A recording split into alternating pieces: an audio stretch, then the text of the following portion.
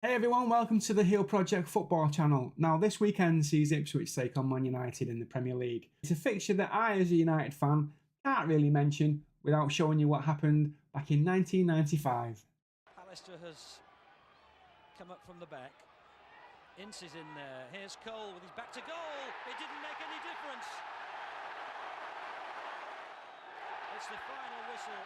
And after the hiccup at Everton last week, it's the most emphatic, eye-catching result of the season as Manchester United hit Ipswich for 9 and Andy Cole scores 5. Now, don't come at me, Ipswich fans. We're a fair channel here. We welcome all teams and all supporters. So get in the comments, Ipswich fans, and let me know all the times that Ipswich has beaten United over the years. I know there's been plenty, so let me know. You know, I've had my go. You can have your go too. But it's not the fixture itself that I'm really interested in. This weekend has a little bit more significance than it perhaps normally would do. Following on from the sad sacking, inevitable but sad, shall we say, of Erik ten Hag, and following on from Ruben van Nistelrooy's 4-game interim management period, where he's absolutely smashed it. I can't complain. This weekend sees Ruben Amorim take charge of Man United as head coach for the very, very first time. Incidentally, his first home game is the following Thursday in the Europa League, and I'll be there to see it. You know, there's no denying Ruben Amorim is a great manager. He's been absolutely smashing it with Sporting Lisbon, hence the interest from United and various other clubs as well. Let's not forget that. He beat Man City 4-1 in the Champions League not long ago, and he's won a fair amount of trophies, which we'll get into later. But what do we really know about Ruben Amorim, the player? You know, and that's what we're going to talk about today. But just to briefly touch on what he's done as manager, he's won pretty much everything there is to win in Portugal. He's done the double. He was manager of the year in 2021. I think he's won the league twice, and he's won the Taça da Liga, which I think is their version of the FA Cup. He's won that twice as well, doing a double, as I mentioned. So, you know, seeing as though he's only really managed one club, that's quite an impressive start, and I'm hoping that there'll be more trophies for him to come under United. But it's the player that we're more interested in. So let's have a look.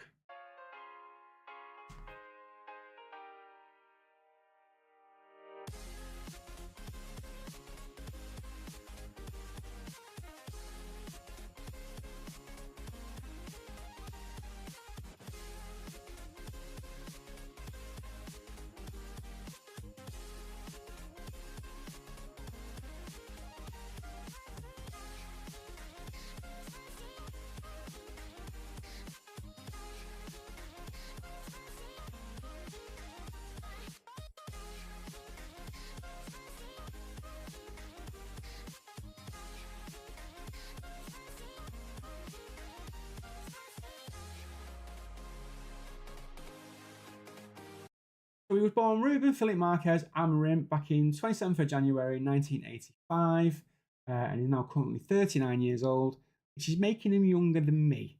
But he made his professional debut in 2023 for his home team club, Belenenses.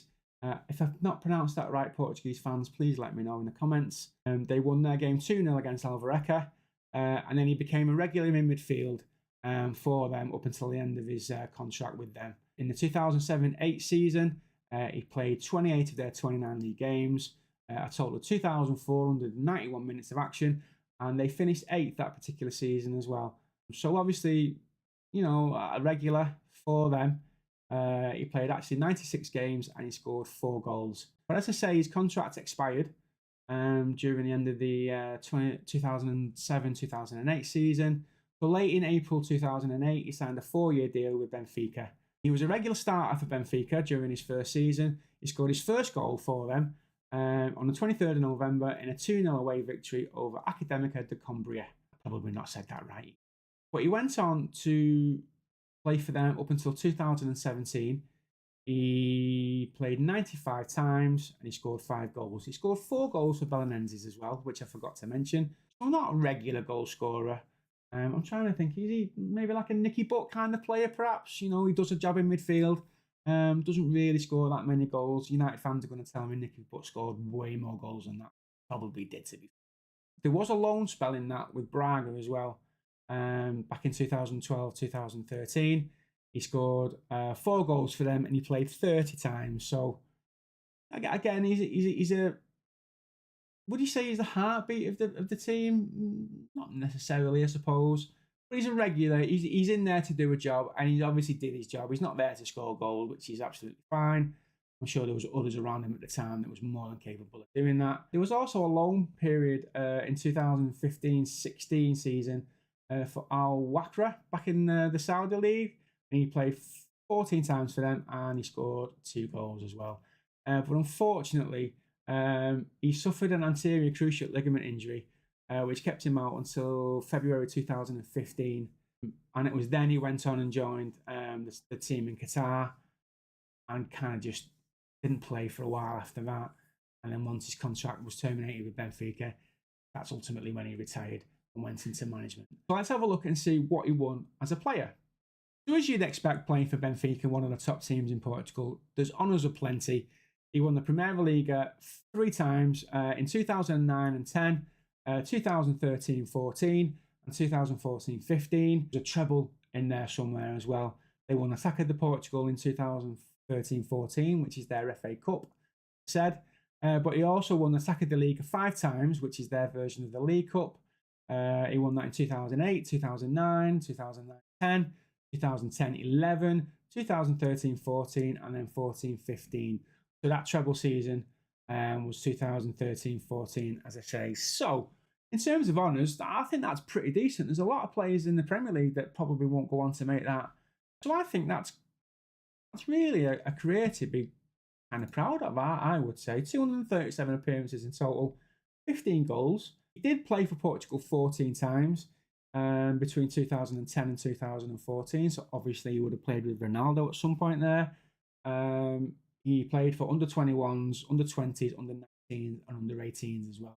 So, you know, he's a player in Portugal that was obviously well thought of. As I say, he was in there to do a job for the midfield, did well for his club, and made a few appearances for his country as well. What more could you want, really? I think I wouldn't say no to that career, would you? If you've got anything that you want to add, your thoughts about what you think of the playing career of Ruben Amorim, please let us know in the comments. And also, as always, please don't forget to like, share, and subscribe. And we will see you in the next one. Thank you for watching. I'll see you later.